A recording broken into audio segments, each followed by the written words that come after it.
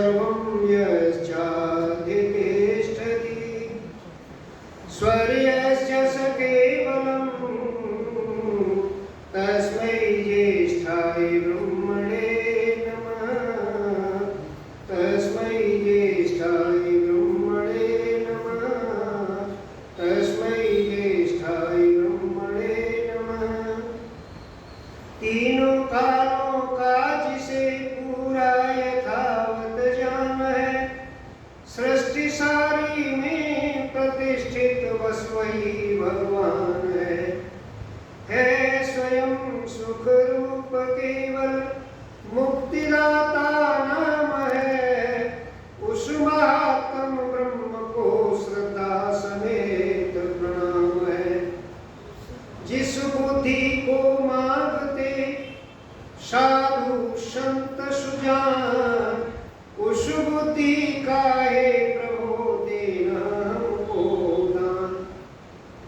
वेद स्वाध्याय सत्संग करते रहो, वेद स्वाध्याय सत्संग करते रहो। एक दिन प्राप्त सद्ज्ञान हो जाएगा, शांति होगी परम भ्रांति मिट जाएगी। पाप तापों का अवसान हो जाएगा। वेद स्वाध्याय सत्संग करते रहो, एक दिन प्राप्त सद्ज्ञान हो जाएगा। आर्य समाज गोरखपुर के सभी सुयोग्य पदाधिकारी वृंद, इस दयानंद भवन के समस्त पदाधिकारी वृंद, अत्यंत श्रद्धा की भाजन वंदनीय मातृशक्ति एवं आर्य भद्र पुरुषों, ईश्वर की महान कृपा है जिसकी कृपा से हमें कुछ देर बैठ करके कुछ धार्मिक चिंतन करने का अवसर मिलता है। अभी बहुत ही मधुर भजन आप धर्माचार्य से सुन रहे थे। मुझे अपने बचपन की याद आ गई। अब मल्हार, क्योंकि मेरी जो पैदाइश है वो गोकुल के पास ही हमारा गांव है। यहाँ कृष्ण का पालन हुआ था, उनके पास ही हमारा गांव है।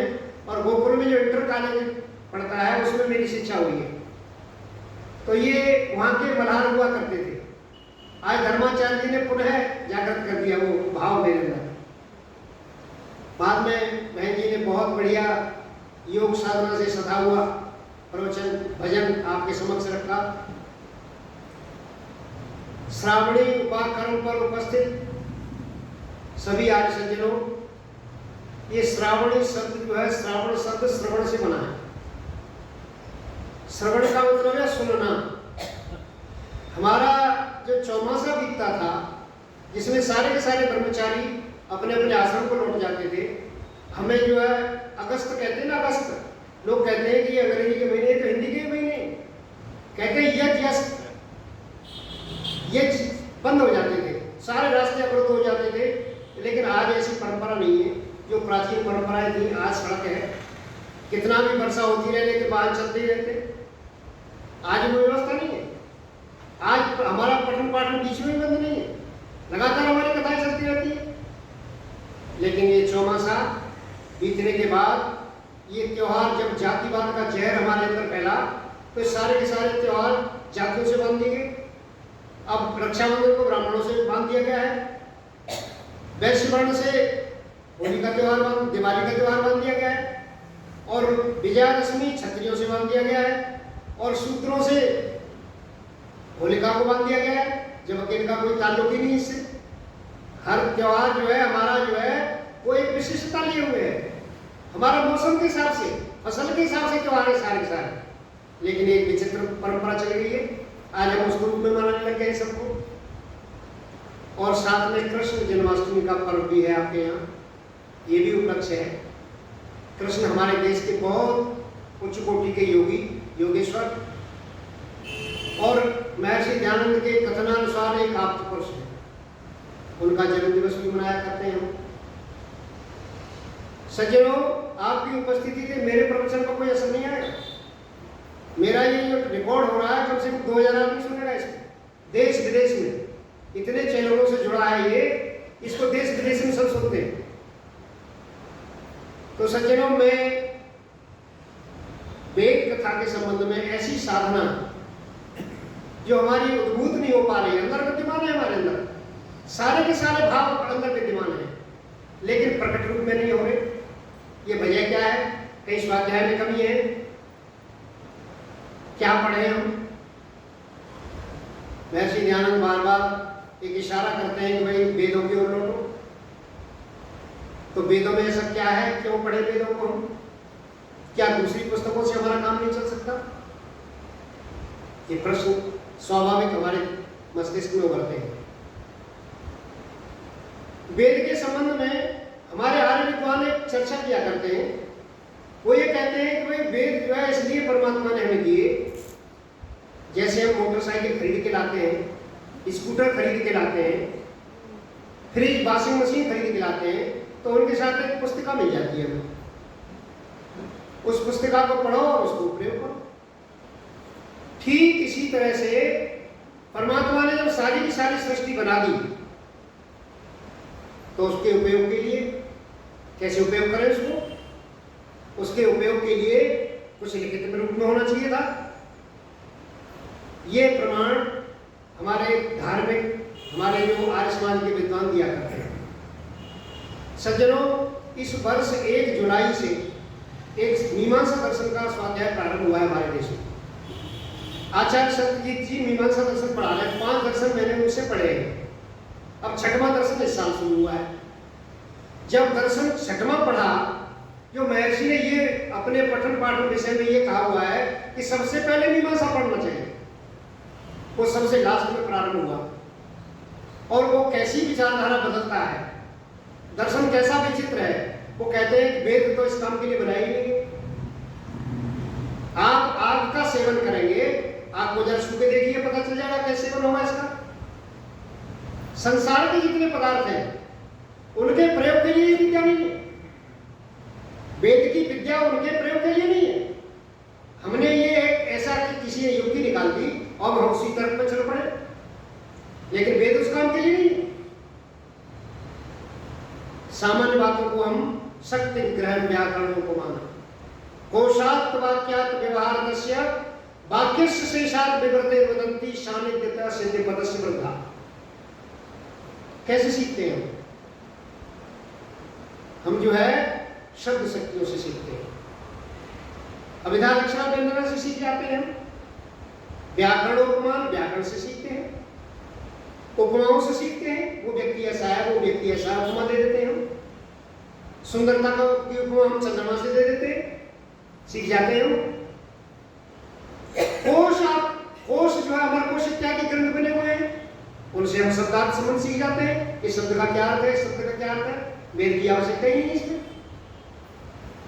और व्यवहार कस्य वृद्ध व्यवहार से सीख जाते हैं। एक व्यक्ति घर का जो बड़ा है, वो व्यक्ति अपने साथ 2 साल का बच्चा जो पास में चल रहा है, चलना ही सीखा है, वो पास खड़ा है, स्विच दबाया बड़े व्यक्ति ने और एक पंखा चलने लगे। उसको जानोगे, उसको अलग से जान करने की जरूरत ही नहीं। तो सज्जनों, फिर वेद किस काम के लिए बने? ये वेद पढ़ने की जरूरत है उसको। और संसार में जितने भी लोग हैं, क्या वेद केवल मनुष्य के लिए दिए हैं? फिर ये पशु बनाए हैं परमात्मा ने, इनके लिए भी कुछ देना चाहिए था।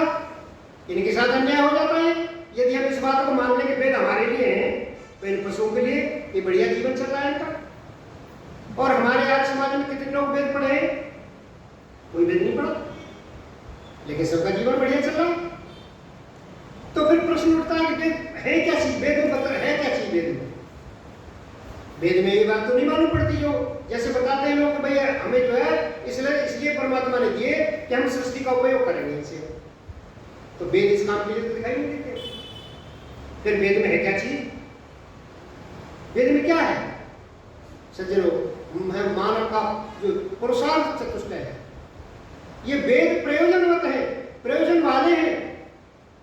इनसे प्रयोजन सिद्ध होता है कोई, ये अनावश्यक रूप में नहीं किए गए, इनसे प्रयोजन सिद्ध होता है। और हमारे पुरुषार्थ चतुष्टय बताया है, धर्म अर्थ काम और मोक्ष। पुरुषार्थ चतुष्टय बताया कि धर्म, हम धर्म को प्रयोजन ना माने, धर्म प्रयोजन नहीं।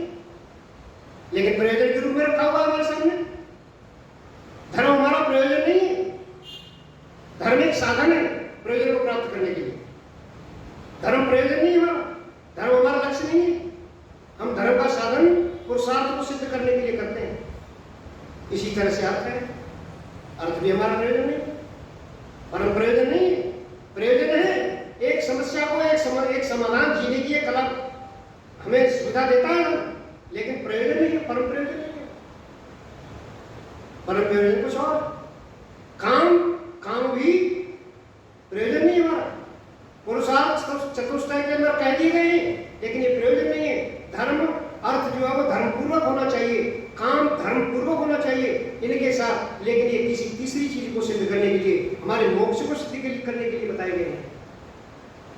ठीक इसी तरह से वेद भी प्रयोजन वाले हैं, लेकिन ऋषि कहते हैं, ऋषि जैमिनी कहते हैं मीमांसा दर्शन में कि ये इस धर्म को कहीं व्यक्ति प्रयोजन ना समझ ले, इसीलिए हम वेद की समीक्षा कर रहे हैं। आप उनसे पूछा कि भाई वेद तो हम तो पहले से पढ़ते चले आ रहे हैं, आप ये नई समीक्षा कैसे करने लगे?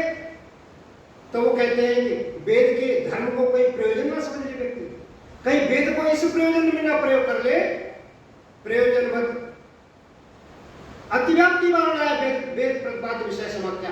मैं समाख्या इसलिए कर रहा हूं कि इस वेद के सिद्धांत को कोई दूसरी तरफ न ले जाए।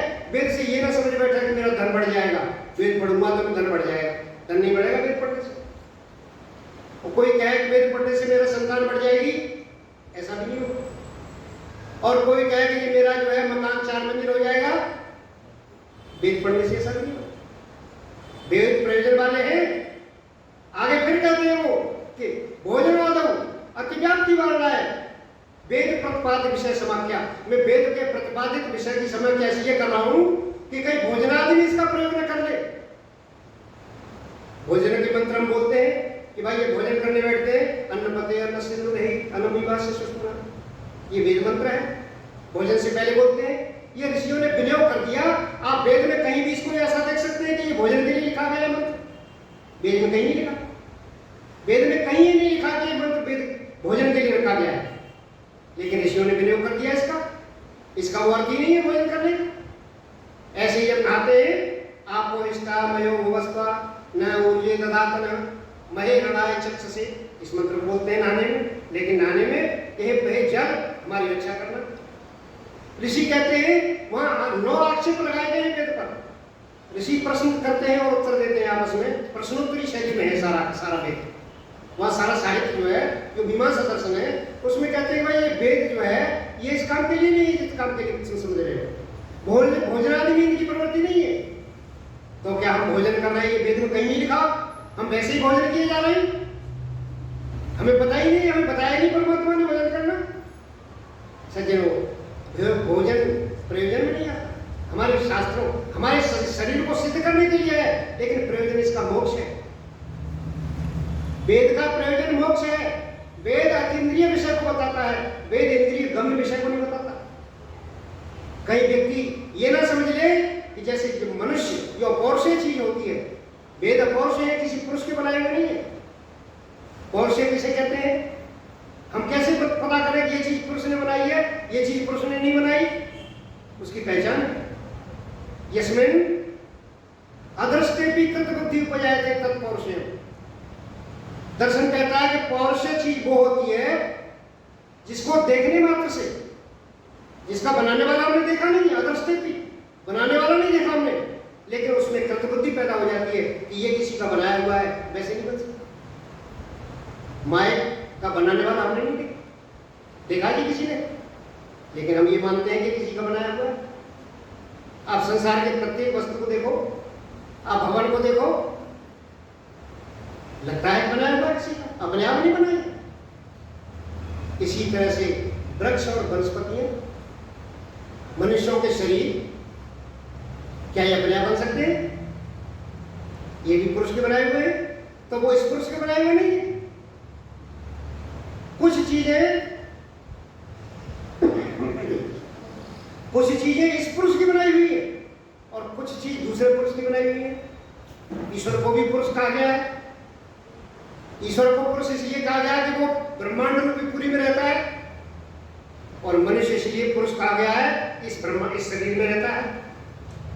तो कुछ चीजें ये चीज बनाती हैं और कुछ परमात्मा बनाता है। इन सबको हम पौरुषीय कहते हैं, लेकिन वेद अपौरुषीय है, वेद पुरुष के बनाए हुए नहीं। तो लोग कहते हैं ये परमात्मा के बनाए हुए, परमात्मा भी तो पुरुष है, पुरुष नहीं मानते आप? परमात्मा भी पुरुष है।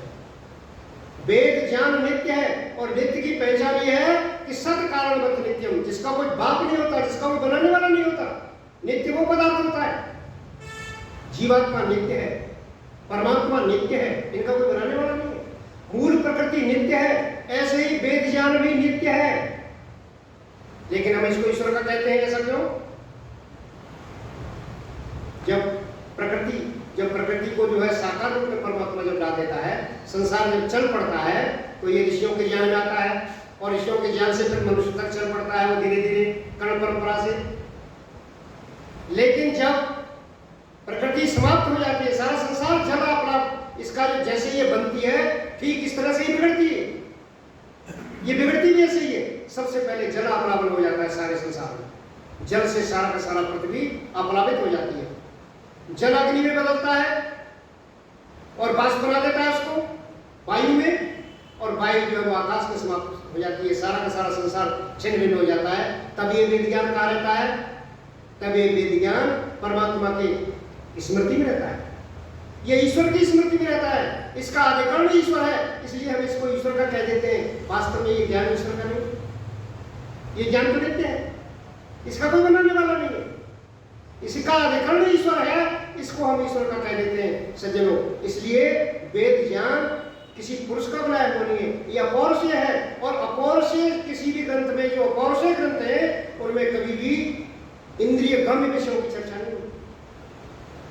जितने भी विषय मनुष्य लिखेगा, किसी पुस्तक को यदि मनुष्य कोई लिखेगा तो इंद्रिय गम्य विषय की चर्चा करेगा, जो इंद्रिय से देखने योग्य पदार्थ हैं उनकी चर्चा करेगा। अतीन्द्रिय विषयों की चर्चा मनुष्य नहीं कर सकता। आप जितने ग्रंथ देख लो आप पुस्तक, आप सभी ग्रंथों को देखो, आप किसी भी ग्रंथ में आपको अतीन्द्रिय विषय नहीं मिलेंगे, लेकिन वेद में अतीन्द्रिय विषय है। वेद ईश्वर के बारे में बताता है, वेद का प्रतिपाद्य विषय ईश्वर है। एक वाक्यता वेद के अंदर है, वेद केवल और केवल ईश्वर के बारे में बताता है, वेद जीवात्मा के बारे में बताता है, वेद मूल प्रकृति के बारे में बताता है, जो अतीन्द्रिय विषय है, जिनको हम इंद्रिय से नहीं जान सकते। वेद ऐसी चर्चा करता है। मोक्ष अतीन्द्रिय है, मोक्ष इंद्रियों से जाना नहीं जा सकता। मोक्ष जानते हैं कभी इंद्रियों से हम? फिर मोक्ष को कैसे प्राप्त करें हम? मोक्ष को कैसे प्राप्त करें? परमात्मा क्या पूछेगा ये हमें पता तो होना चाहिए। हम एमबीबीएस का एग्जाम देने जा रहे हैं, हम आईएएस का एग्जाम देने जा रहे हैं, और हमें यही पता नहीं कि इस पेपर में आएगा क्या आएगा पेपर में। ईश्वर कैसे हमारा उसके मूल्यांकन का मापदंड क्या है? हमारी कॉपी कैसे जांचेगा परमात्मा?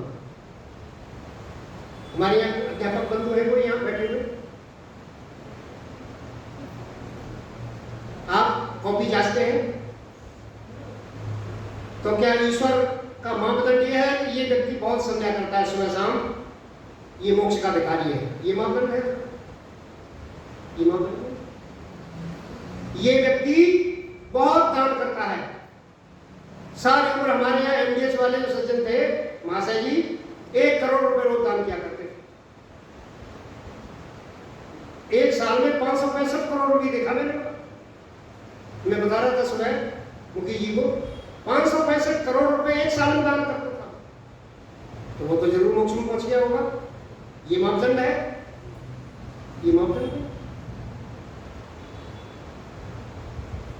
बहुत बड़ी संध्या, बहुत बड़ा हवन, सुबह से शाम तक जो है ईश्वर का नाम जपना, ऐसे काम करता हो, ये मापदंड है उसका, ये मापदंड है।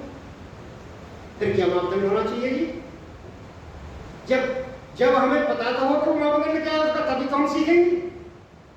हमें आईएएस की एग्जाम से देने चल दिए और हमें पता ही नहीं कुछ भी कि वहां पेपर कैसे जांच होती है उसकी। एक प्रश्न कर दो आईएएस में तो 1 नंबर मिलेगा, और यदि गलत लिख दिया तो 2 नंबर कट जाते, 2 नंबर कट जाते। ऐसे ही एमबीबीएस के एग्जाम में क्यों जी? परमात्मा के एग्जाम में कहीं ऐसा हो? हमें पता तो हो कम से कम क्या कॉपी जस्ती कैसे? जब हमारे अध्यापक बंधु जब कॉपी जांचते हैं, कॉपी सामने होती है इनके, तो क्या ये देखते हैं कि ये बच्चा जो है ये 10 घंटे पढ़ा है और ये बच्चा 2 घंटे पढ़ा है? ये जा देखते हैं इसको? ये नहीं देखते। ये बच्चा आकाश इंस्टीट्यूट से ट्यूशन लेके आया है और ये बच्चा घर में पढ़ा है, नंबर देने का मतलब नहीं होता है, ये नहीं होता। ये बच्चा लेट के पढ़ता था, ये बच्चा बैठ के पढ़ता था। ये बच्चा चाय पी के पढ़ता था, ये बच्चा दूध पी के पढ़ता था। ये मापदंड होता है ये नंबर देने का। ये बच्चा बहुत बड़े धनवान का है और ये बच्चा निर्धन का है। ये मापदंड नहीं है, नंबर देने का मापदंड नहीं है। फिर हम धर्म के काम लगातार करते फिर रहे हैं और हमें पता नहीं कुछ भी। बंगलौर जाने के लिए 10 आदमियों ने संकल्प किया कि भाई बंगलौर पहुंचना है 10 बजे, अमुक तारीख को 10 बजे पहुंचना है। एक व्यक्ति चल दिया पैदल यहां से, 2000 किलोमीटर रहेगी, 50 किलोमीटर रोज चलेगा, 40 दिन लगेंगे उसको। एक व्यक्ति ने कहा कि भाई मैं तो साइकिल से जाऊंगा, वो 100 किलोमीटर चल सकता है, उसको 20 दिन लगेंगे। एक व्यक्ति ने कहा कि भाई मैं तो कार से जाऊंगा, वो 4 दिन में पहुंच जाएगा। और एक व्यक्ति ने हवाई जहाज से गया, वो 2 घंटे में पहुंच गया। लक्ष्य तो पहुंचना था। अब वो 40 दिन वाला कहे कि भाई सबसे ज्यादा मेहनत मैंने की है, लक्ष्य का अधिकारी तो मैं हूं। ये जो है मापदंड नहीं। सारी उम्र लगा रहा व्यक्ति। मापदंड क्या है? परमात्मा का मापदंड क्या है? परमात्मा क्या देखता है हमारा,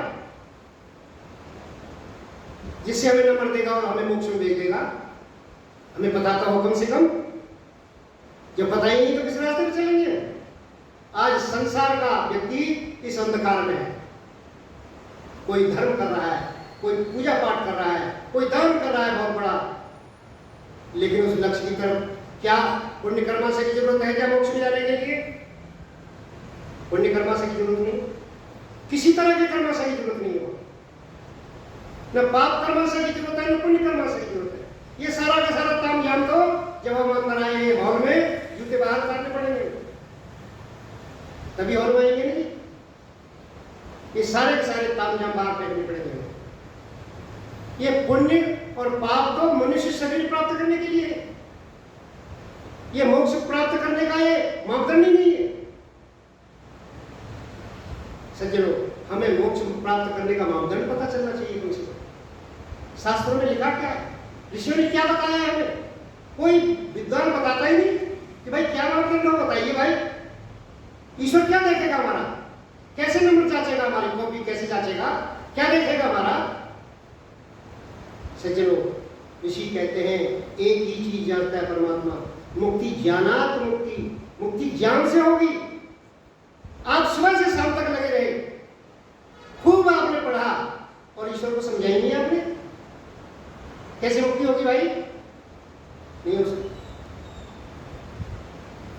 ईश्वर को समझना जरूरी है। सबसे पहले ईश्वर को समझना। आपके नंबर कैसे मिलेंगे? आपने समझा ही नहीं ईश्वर को, जीव को नहीं समझा, प्रकृति को नहीं समझा, और हम मोक्ष प्राप्ति की लाइन में लगे हुए हैं। सज्जनों, ये हमें अपना ज्ञान सुधारना पड़ेगा। ये कहां से मिलेगा? ये वेद से मिलेगा, वेद से। ये वेद में अतीन्द्रिय विषय है, ये ज्ञान वेद से मिलेगा। वेद पर आक्षेप लगाए हैं लोगों ने। वेद के आक्षेपों को वेद कहते हैं कि इसमें ऐसी कोई चीज नहीं है, ये तो जो है अचेतन संबंध है। वो आप एक आक्षेप लगाया गया है, इसमें अचेतन पदार्थों का जिक्र है। वेद में अचेतन पदार्थों का जिक्र है, आप ये कह रहे हो इसमें चेतन पदार्थ भरे पड़े हैं। आप जल से प्रार्थना कर रहे हो,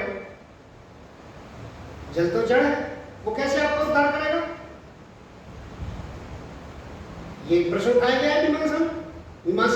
मीमांसक प्रश्न उठाते हैं कि भाई सुमित्रिया, एक मंत्र आता है, सुमित्रिया न आप सदया संतु द्रुमित्रिया तस्मै संतु योस्मान द्वेष्टियम भयम दुश्मन।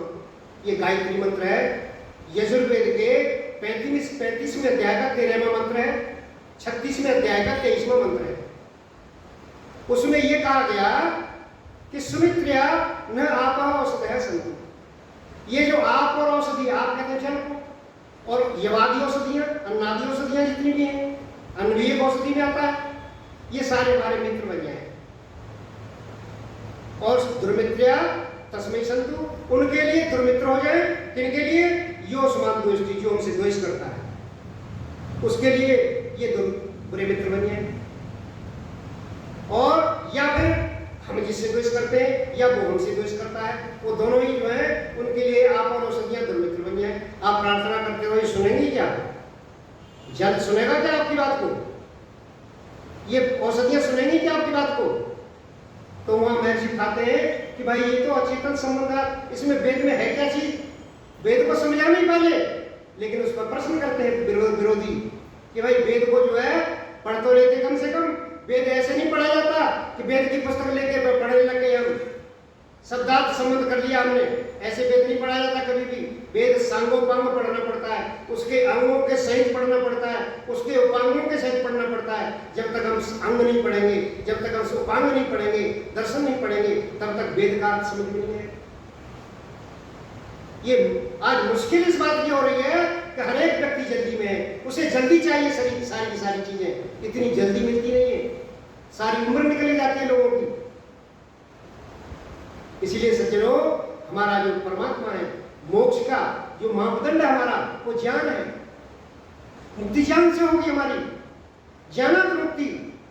और बंधु विपर्यास, यदि विपरीत ज्ञान हमने प्राप्त कर लिया, बंधन से बच नहीं सकते।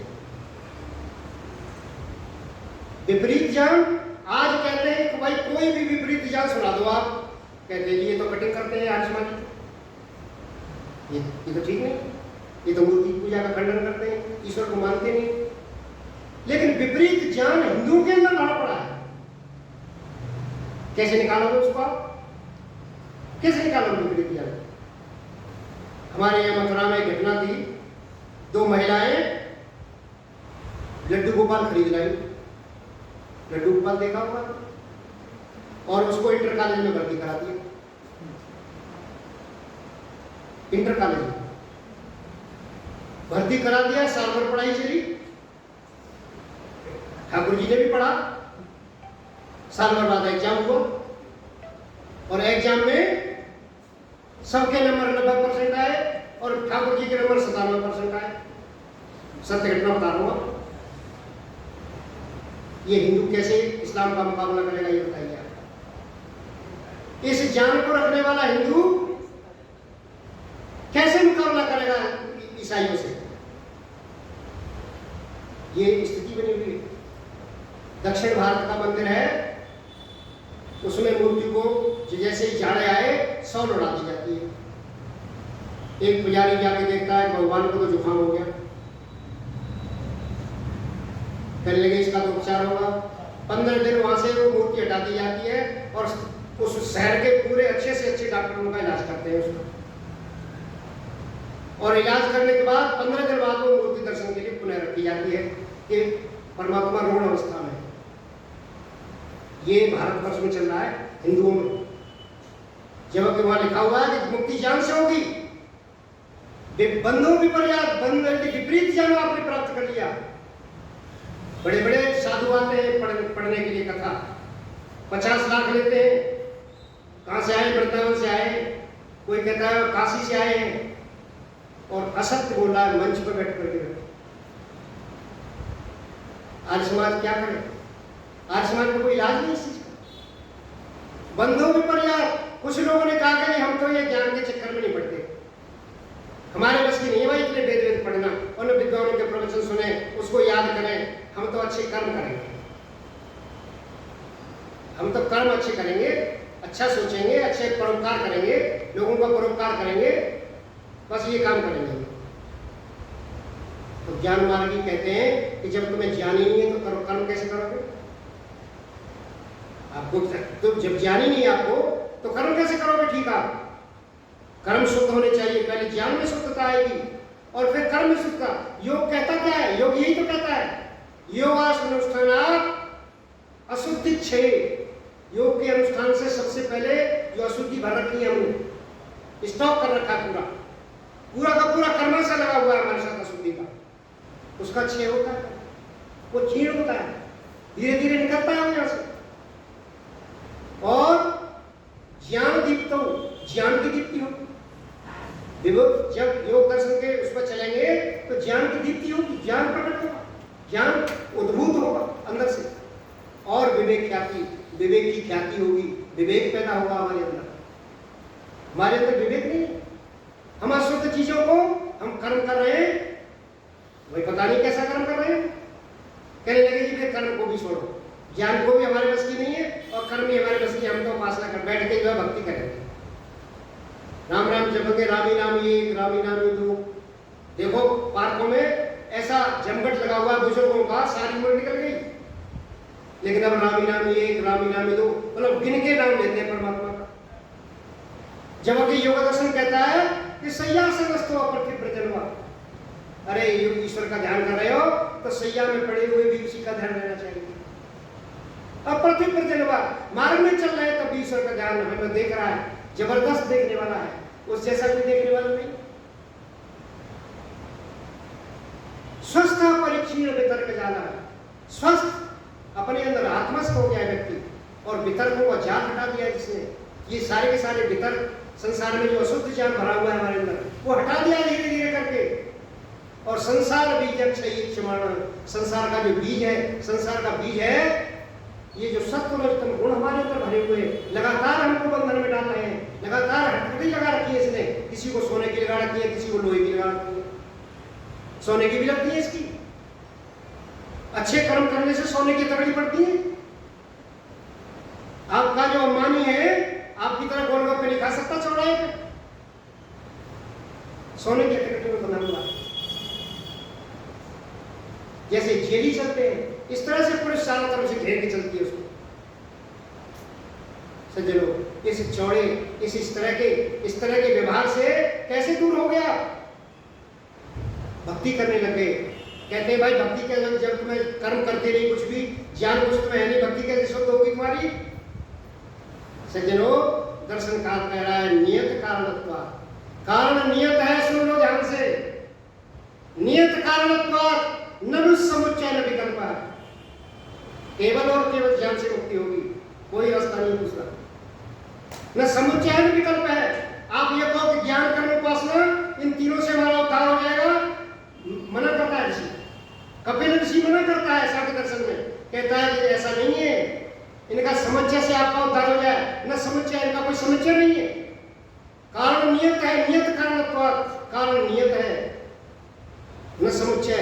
तीनों का जैसे दो आदमी मिलकर के बोरी उठाते हैं, दो के बगैर बोरी नहीं उठेगी, इसी तरह से तीन ज्ञान कर्म और उपासना ये सारे के सारे मिलकर के हमें उद्धार करेंगे, ऐसा बिल्कुल नहीं है। ऋषि साफ कहते हैं कि नियत कारणत्वात्, कारण नियत है, न समुच्चय न विकल्प, न समुच्चय इसका और न विकल्प है। विकल्प कहते हैं कि ये ना हो तो ये हो, ज्ञान ना हो तो कर्म से कर लेंगे, कर्म ना हो तो भक्ति से कर लेंगे, ऐसा भी नहीं है। कारण नियत है, मुक्ति केवल और केवल ज्ञान से होगी, केवल और केवल समझने से होगी ईश्वर को। पहले हम ईश्वर को समझे तो सही, पहले हम जीवात्मा को समझे तो सही, जीवात्मा कैसा है, कैसा जीवात्मा है जी हमारे अंदर। हमें मालूम पड़ता है कि जीवात्मा जब शरीर के अंदर होता है तो शरीर गर्म हो जाता है, गर्म रहता है ना हमारा थोड़ा शरीर, टेम्परेचर रहता है 98, और जब इसमें से निकल जाता है ठंडा हो जाता है। तो ये जो गर्मी है जीवात्मा की है, ऐसे ही समझते हैं ना, ये जीवात्मा की गर्मी नहीं है, ये गर्मी जीवात्मा की नहीं है। सज्जनों, ये समय जीवात्मा निकलता है शरीर में से, धीरे धीरे करके एक एक इंद्रिय को समेटता है, अपना बोरिया बिस्तर बांधता है ना कि नीचे अंदर से। सबसे पहले वाणी को बुलाया, वाणी में समझ जाएगी व्यक्ति की, अंदर सारा तंत्र काम कर रहा है लेकिन बाहर से बोलना बंद कर दिया। हम कहते हैं ना इसकी तो जीव टूट गई, अब नहीं बोलेगा, वाणी को समेटता है, सारी की सारी इंद्रियां समेटता है, धीरे धीरे कान की शक्ति से चली जाती है, आंखें छीन लेता है, तो धीरे धीरे सारी की सारी इंद्रियां मन में आकर के इकट्ठी हो जाती है, और मन जो है प्राण शक्ति में चला जाता है, और प्राण शक्ति जो है विद्युत में चली जाती है, करंट में चली जाती है, विद्युत में। ये जो विद्युत है ना, जिस जो तार जुड़ा हुआ है वहां तक, ये विद्युत जो है जीवात्मा से जुड़ी हुई, ये सारी की सारी विद्युत में चली जाती है। और जो हल्की सी जो विद्युत हमारे अंदर परमात्मा ने लगा रखी है, वो विद्युत जो है जीवात्मा को लेकर के दूसरे शरीर में जाती है। ये करंट लेके जाता है उसको सज्जनों, वो प्राकृतिक है, सारा प्रकृति से बना हुआ है, वो जीवात्मा नहीं है। जीवात्मा को तो वो साधन मिले हुए परमात्मा के, इस साधन से जीवात्मा दूसरे शरीर में जाता है। और शरीर उस विद्युत, ये जो करंट है उस विद्युत का प्राकृतिक करंट है, प्रकृति का करंट है, ये जीवात्मा का करंट नहीं। क्यों जी, जीवात्मा के अंदर थोड़ी सी गर्मी मान ले तो ओम प्रकाश तेरा क्या नुकसान है? कोई नुकसान हो जाएगा क्या? हमें जीवात्मा में थोड़ी सी गर्मी मान ले तो कोई नुकसान हो जाएगा तुम्हारा? सज्जनों, बहुत बड़ा नुकसान हो जाएगा, सिद्धांत की हानि हो जाएगी। यदि जीवात्मा के अंदर करंट हुआ थोड़ा सा भी, जीवात्मा के अंदर यदि थोड़ी सी भी गर्मी हुई तो वो स्पर्श गुण, हम गर्मी और सर्दी को किससे पता कर लेते हैं? स्पर्श गुण से। इससे स्पर्श से वो स्पर्श गुण वाला हो जाए, वो स्पर्श गुण वाला, पर उसको छू सकते हैं फिर हम सज्जनों, वो प्राकृतिक हो जाएगा, प्रकृति के गुण वाला हो जाएगा। जीवात्मा प्राकृतिक नहीं है, प्रकृति के गुण वाला नहीं है जीवात्मा। जीवा के अंदर में उसके अंदर रस है, न रूप है, न शब्द है, न स्पर्श है, न गंध है, कोई भी गुण प्रकृति का जीवात्मा के अंदर नहीं है। ये हम किससे समझेंगे? ये वेद से समझ में आता है। हम तो चेतन को जड़ और जड़ को चेतन मानते रहे सारी उम्र, और कोई आर्य समाजी मन से कह दे भाई ये तो आर्य समाजी है, ये तो मूर्ति पूजा खंड करता है, गड़बड़ है, ठीक नहीं। हम शुद्ध ज्ञान को अपने अंदर डाले तो सही करें, अशुद्ध ज्ञान बड़ा पड़ा है और उसी को बढ़िया मानना है व्यक्ति, बड़ी मुश्किल है। कैसे करें इसको, कैसे इसको सुधारे? सज्जनों, मैं उस मंत्र की चर्चा कर रहा था, सुमित्रा न आपा औषधया सम, हमारे सुमित्र हो जाए, मित्र बन जाए हमारे, और जो है दुर्मित्र उनके लिए दुर्मित्र हो जाए, जो हमसे द्वेष करता है या हम जिससे द्वेष करते हैं उसके लिए। सज्जनों, क्या ईश्वर ऐसी सलाह देगा? क्या दूसरे धर्म को ऐसी सलाह देते हैं? आप जैनियों में जाओ, वहां भी सर्वे भवन्तु सुखिनः का पाठ पढ़ाते हैं। आप बौद्ध में चले जाओ, वहां भी कहते हैं, हम भी करते हैं सर्वे भवन्तु सुखिनः, सर्वे सन्तु निरामया। और वेद मंत्र कह रहा है कि हमारा घर ठीक बना रहा है, पड़ोसी का घर गिर जाए। तो ये सब ठीक है क्या? प्रार्थना ये ठीक है क्या? क्या परमात्मा ये सलाह देगा क्या हमें? ये परमात्मा की सलाह है, ये सलाह परमात्मा की है। जीवात्मा को ये सलाह, जो ये गाड़ी तो परमात्मा की है ना, ये ज्ञान तो परमात्मा का है, नित्य ज्ञान है ना परमात्मा का। ये सलाह दे रहा है क्या? क्या खुद वो दयालु है और हमें ऐसी सलाह दे रहा है कि तुम ऐसा प्रार्थना करो तो पड़ोसी का घर गिर जाए, और खुद वो दयालु है? सज्जनों, जो व्यक्ति जैसा होता है वैसे ही सलाह देता है। परमात्मा भी ऐसा ही है, परमात्मा का न्यायोचित व्यवहार है, दुष्ट व्यक्ति को कभी माफ नहीं करता। ये ध्यान रखो, ये प्रार्थना आर्यों की है, आर्यों की प्रार्थना है ये। अनार्य बना कैसे व्यक्ति? अनार्य बनता कैसे? अनार्य कैसे पैदा होता है हमारे अंदर से? एक माता, एक सज्जन काफी दिनों से मुझे बुला रहे थे, भाई साहब घर पे आइए आप एक बार। मैं उनके आग्रह पर उनके घर चला गया, तो उनकी माता जी सोफे में बैठ करके सब्जी, शाम की सब्जी काट रही थी। तो उनका जो पोता था छोटा 2 साल का, वो उनको बार बार उनके चाकू को छीन रहा था। अब वो थोड़ी देर देखते रहे उसको, अब वो माने ही ना, उसको सब्जियां काटने थे अपनी अम्मा को। तो कहीं लगे, जब घर गए और अंदर से एक प्लास्टिक का चाकू जिससे हम केक काटा करते हैं वो ले आए, अंदर से निकाल, और निकाल करके उसे दे दिया। वो बच्चा खुश हो गया। अब उससे चाकू सब्जी थोड़ी ना कटती है, क्यों? गलत किया ना उसने, गलत किया ना उसने। उसको तो बारीक नोक वाला चाकू देना चाहिए था ना, नहीं देना चाहिए था। वो चाकू का प्रयोग करना नहीं जानता। सज्जनों, यदि वो चाकू का प्रयोग करना जानता तो पहले पैनी नोक वाला चाकू दिया जाता उसको। यही प्रार्थना से चिंता की जा रही है कि जो अपनी वाणी का प्रयोग करना नहीं जानते। यदि धन आ गया, विद्या विवाद आए, धन बता। अनार्य बनता कैसे है? विद्या आ गई तो विवाद करते कर रहे हैं दूसरों से, धन आ गया अहंकार में डूबे पड़े हैं, और शक्ति में परेशान पर पीटना है। शक्ति आ गई तो दूसरों को तंग करने में लगे हैं। ये अनार्य का लक्षण है। इसी की तो प्रार्थना की जा रही है कि परमात्मा जो साधन हमें दिए हैं ये हमारे लिए तो सुमित्र हो जाए, लेकिन उस व्यक्ति को जो प्रयोग करना नहीं जानता, जो अनार्य व्यक्ति है, उसके लिए ठीक ना रहे। यदि उसके लिए ठीक हो गए तो संसार में बड़ी भूचाल आ जाएगा, संसार में विचित्र स्थिति पैदा हो जाएगी। ईश्वर का ज्ञान, ईश्वर का उपदेश कभी मनुष्य के खिलाफ नहीं हुआ करता, लेकिन समझने के लिए दूसरे शास्त्र चाहिए, हमें दूसरे शास्त्र चाहिए। सज्जनों, हम कहें कि भाई ये जो है हमारे लिए औषधि, हम भाई हम तुम्हारी बात मान ली हमने, ऐसी होगा, लेकिन ये कैसे हमारे लिए फायदा पहुंचाएंगे? ये जल हमारे लिए कैसे फायदा पहुंचाएगा?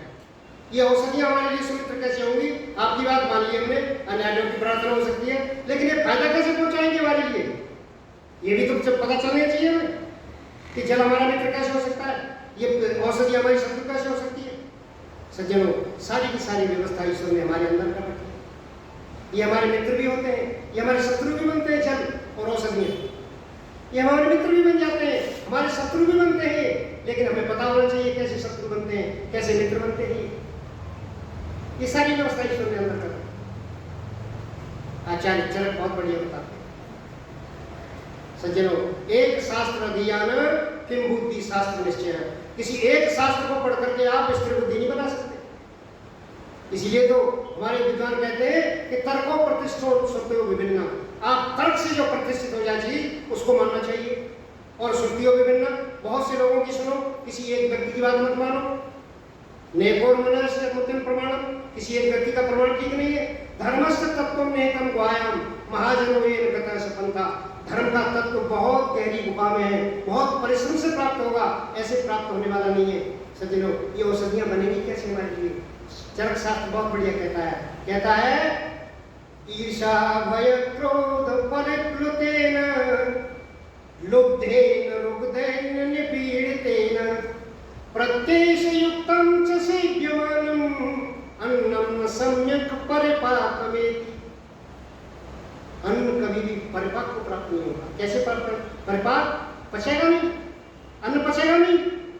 अन्न सम्यक परिपाकमेति, अन्न सम्यक रूप से पचेगा नहीं। किन का अन्न नहीं पचेगा जी?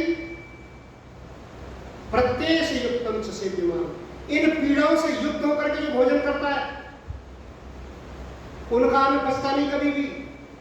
कौन सी पीड़ा है जी? पीड़ा है ईर्ष्या। आप भोजन कर रहे हैं, ईर्ष्या के भाव मन के अंदर आ रहे हैं। पड़ोसी के प्रति कोई दुर्भावना है, दूसरे व्यक्तियों के प्रति दुर्भावना है, ईर्ष्या के भाव मन के अंदर आ रहे हैं। सज्जनों, क्या होगा? इससे अंदर क्या आएगा?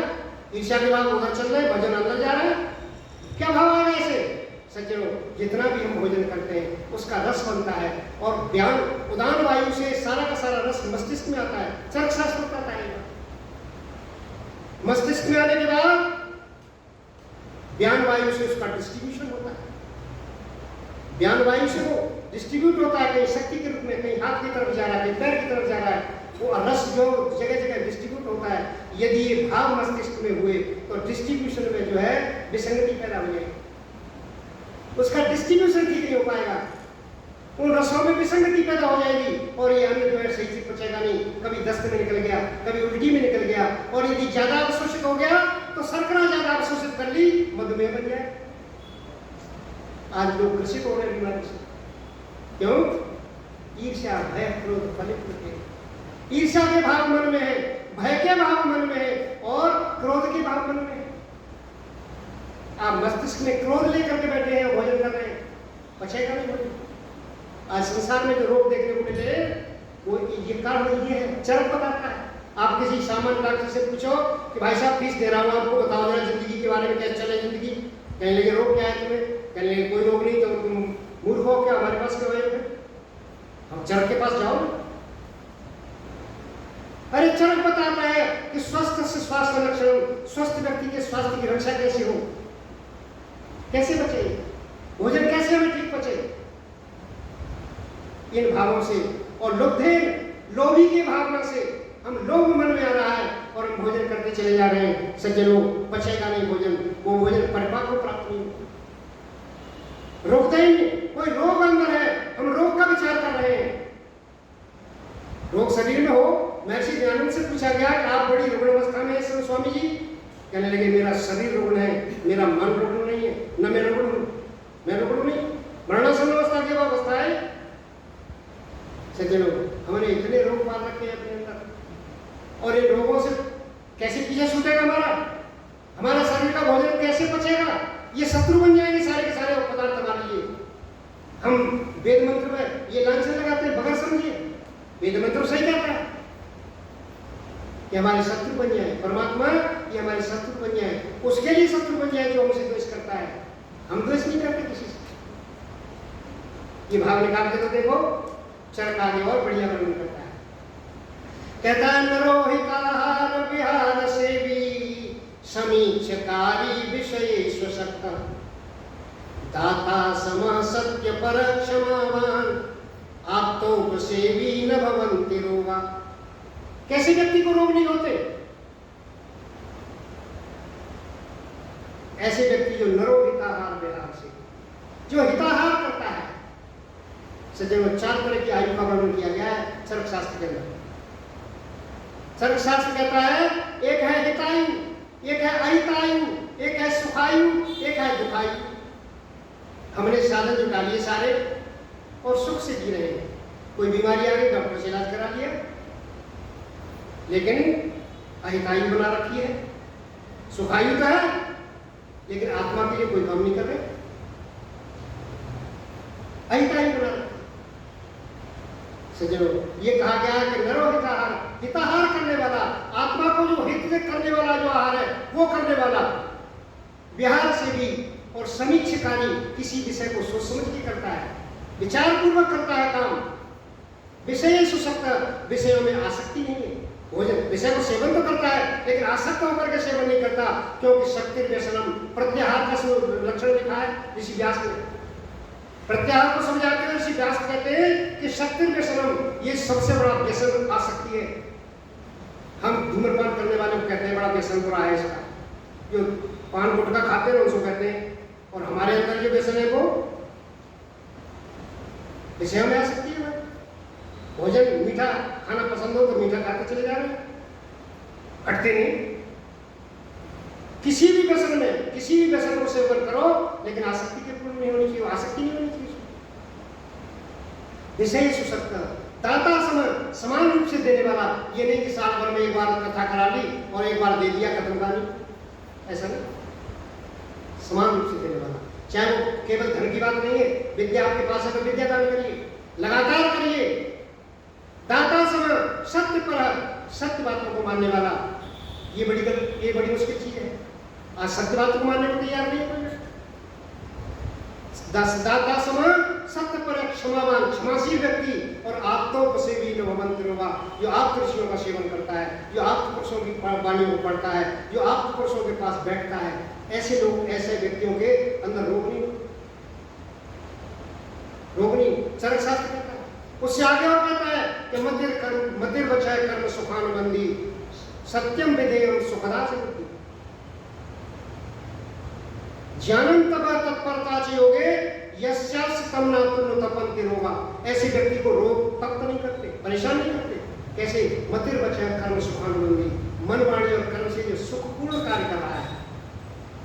सत्यम विधेयम, जो सत्य गुण का सेवन करता है, ज्ञानपूर्वक रहता है, विशदार्थ बुद्धि, विशाल बुद्धि वाला है, ऐसे व्यक्ति को कभी रोग नहीं करते। ज्ञान पूर्वक कार्य करने वाला और तपस्या पूर्वक ज्ञान अर्जन करने वाला व्यक्ति, तत्परता से योगे, योग में तत्परता। एक दिन कह दिया 4 बजे जाएंगे, दूसरे कहते हैं 1 घंटे और सो लो, बेमतलब का झंझट है। तत्परता नहीं, योग में तत्परता होनी चाहिए। यस्यास्तितम, जिसके पास ऐसा है उसको तपन्ति रोगा, ऐसे व्यक्ति को रोग तप्त नहीं करते। सज्जनों, इसीलिए तो उसमें कहा है कि सुमित्र्या नमो सदय संतु द्रुमित्र्या तस्मै संतु योस्मान दोस्ती यम वयम दुश्मन। ये परमात्मा ऐसे व्यक्तियों के लिए हमारे लिए सारे औषधियां और जल ये सुमित्र हो जाए, और जो दुष्ट लोग हैं उनके लिए दुर्मित्र हो जाए। सज्जनों, इन्हीं शब्दों के साथ टाइम आपका पूरा हो गया। इन्हीं शब्दों के साथ बहुत बहुत धन्यवाद। आप सभी ने ध्यानपूर्वक सुना। ओम शम।